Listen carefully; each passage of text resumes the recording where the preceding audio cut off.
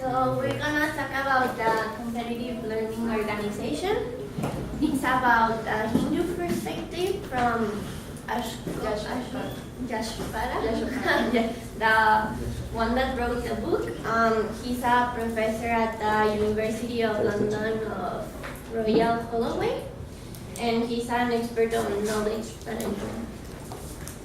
First, a competitive organization.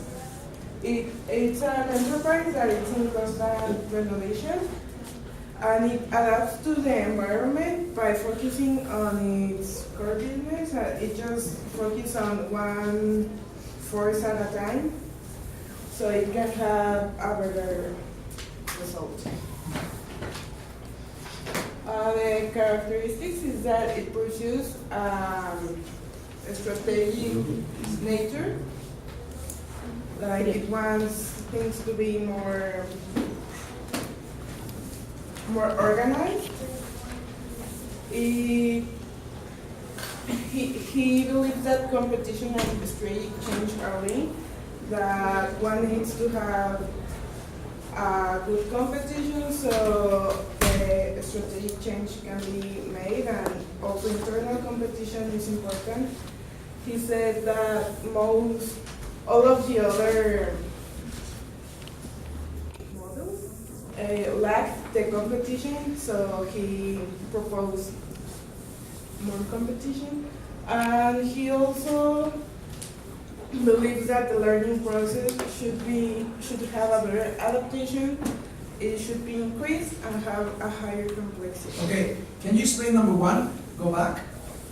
Why he says pursues strategic nature of organizational learning.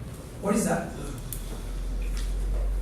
Because it wants to grab it from. What is the nature?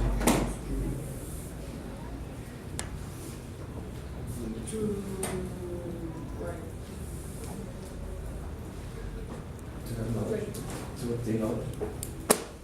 To grow. Just to obtain knowledge? To obtain and apply knowledge. Why is it strategic? Because you need to choose each knowledge to know where to apply it. You have to be more confident. You can't work in chaos, so you need to at least organize chaos. Okay. Yeah. Go ahead. Okay, so organizational learning can be considered as a distinction between behavioral development and cognitive development. And behavioral development can be considered as new responses or action based on already existing interpretations. And cognitive development can be considered as organizational changes that affect the interpretations of events or developments of shared understanding among organizational members. Which is the cognitive development, guys, in organizations? Why sense? No? What? The one. How do you develop that cognitive knowledge? By experiences? What else? Learning? Learning, yeah, of course. But how? How? From doing. By me? Watching. It's also why we call Not by it doing, by empirical, what else? Observation, what else? Testing. Yeah, testing, what else? But those that you have commented are expensive, or at least more expensive than taking people to take courses, to train, to have master degrees, to have diplomas. Yes? That's why cognitive development makes an organizational change. Because then you come up with people with MBAs, with master degrees, and they come with explicit knowledge and transfer that knowledge to the whole company. Okay, make sense? Yes? Okay, keep going. No. If they come with the process, they make knowledge with the process, it's explicit. Yeah? You don't pay $40,000 or $60,000 to a director, a managing director, an MBA, to come up with tacit knowledge. Is that correct? No. You're training to come with explicit knowledge and put it in practice. Yes. and make money with it. Yeah? Yes. Keep going. Yeah, and that's also why we call the cognitive development a double loop, because the companies do things either differently or do different things to achieve success. Sorry. You were saying single loop? No, double loop. I'm sorry. is cognitive. Yeah. So, And can you give us an example? Instead of explaining, what would be an example? Yeah. Single An and double example loop. of- Yeah. Single double loop learning. Or maybe the team wants to help. Something that should. For example, a company that produces, I don't know, bottles of water, and they have like a specific stages and procedures, that would be like single loop, because it's like the things that you already know, you never change it. You just And double loop would be like, why first, I don't know, like question the procedures and the things you do. Question the things so you can come up with new things. Okay, good. Well done. and the competitive learning organization, the model, says that companies have to do things better. They have to focus on their strengths, which are dynamic. So, which means that they are changing over time. So that's why they're dynamic. Yeah. There are 7 forces that competitive learning organizations need to have in mind to be effective, and 5 are external and 2 are internal. The external are like based on changes in the environment, and the direction force is like to see what you want to be and what you want to become, to see what caminho you want to take. And efficiency, standardization, and formulations of processes. It means that they have like processes, would be like a single loop, because they have like rules and follow, everything is the same. Okay, can you give me an example with the Tec Monterrey? This Tecno Monterrey would be like efficiency, because first direction.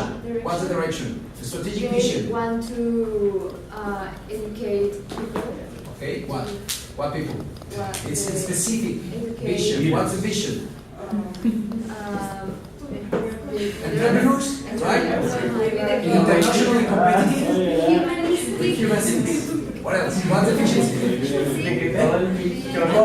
Robots. Efficiency would be, well, I think the tech is really has a lot of rules and norms, and there's like a large span of like between the students and the directors, and that's like bureaucratic. Is bureaucratic? Yes.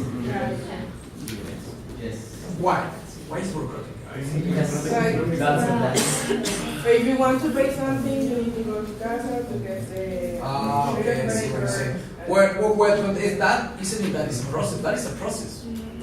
Yeah. If you want to There are modify too many? something, You feel so? To access the higher one.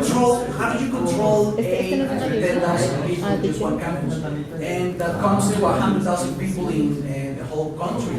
If you don't do processes and they go by steps, But it's they hard. But for us, it's harder to access higher levels no. by communicating to higher. Okay. So you, We always have to communicate to one above, and then we have to hope that he can communicate to the next one. We can't really go directly to the higher levels. okay, let's just stop for a second here and let's discuss the situation.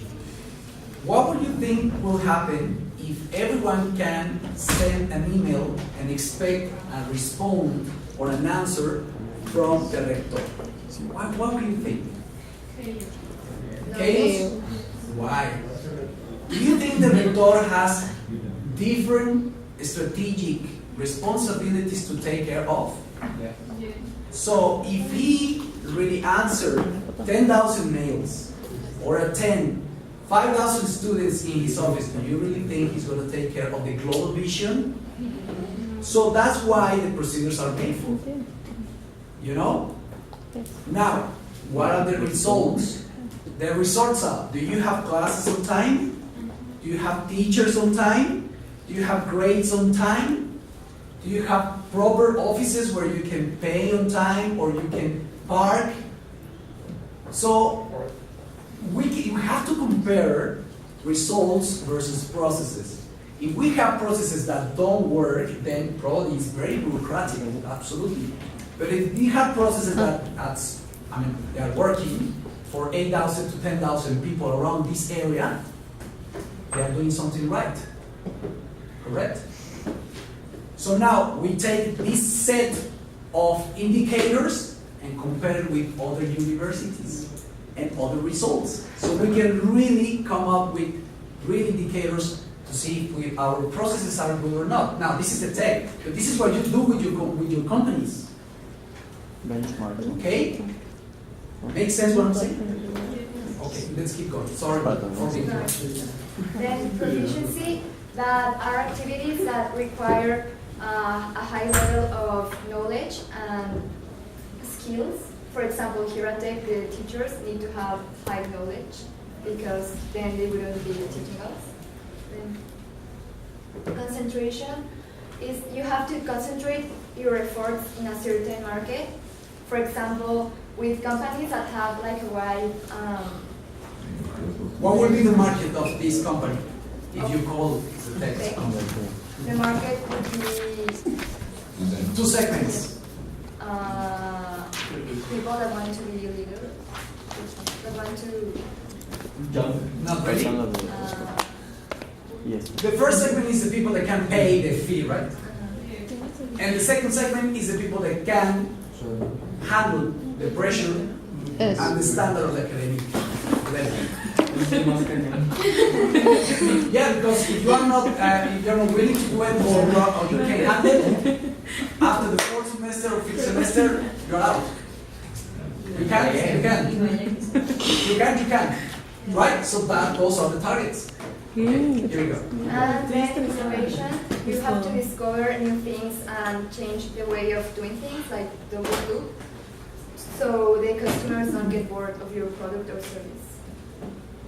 Then my internal forces, there are two, cooperation and competition. Cooperation is when like the dominant forces, they can pull apart politics.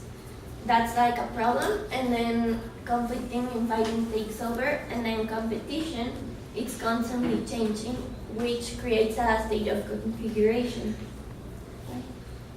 The state of configuration, it's when the external force dominates, and it's like from the organization, it goes to a coherent form.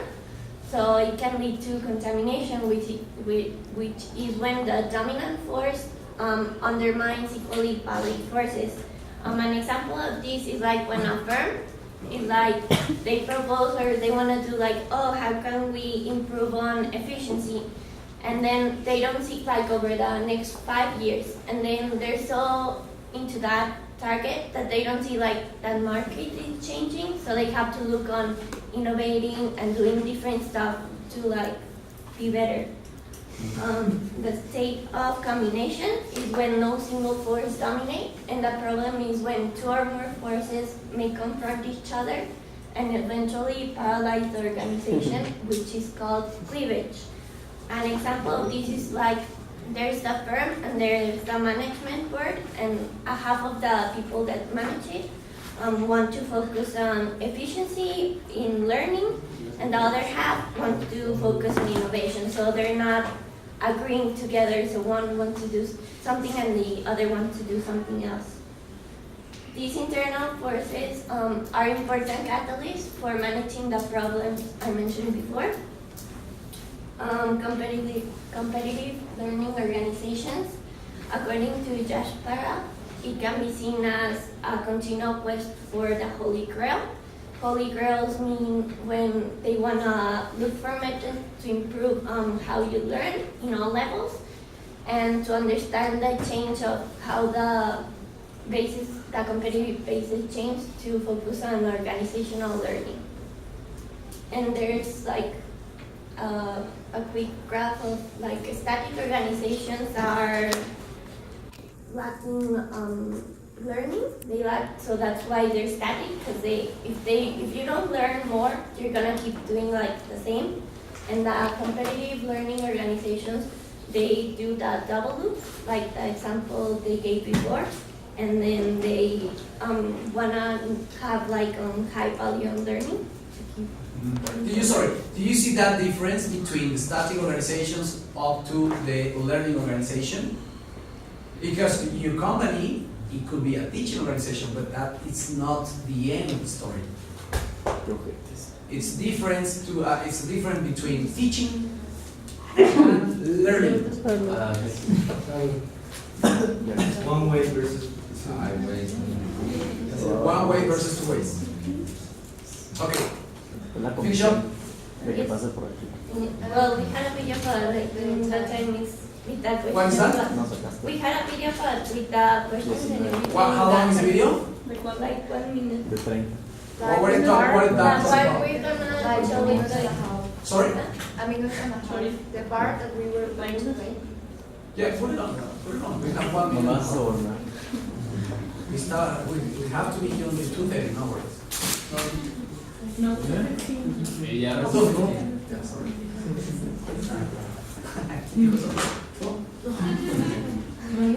nada, muchacho. Perdón.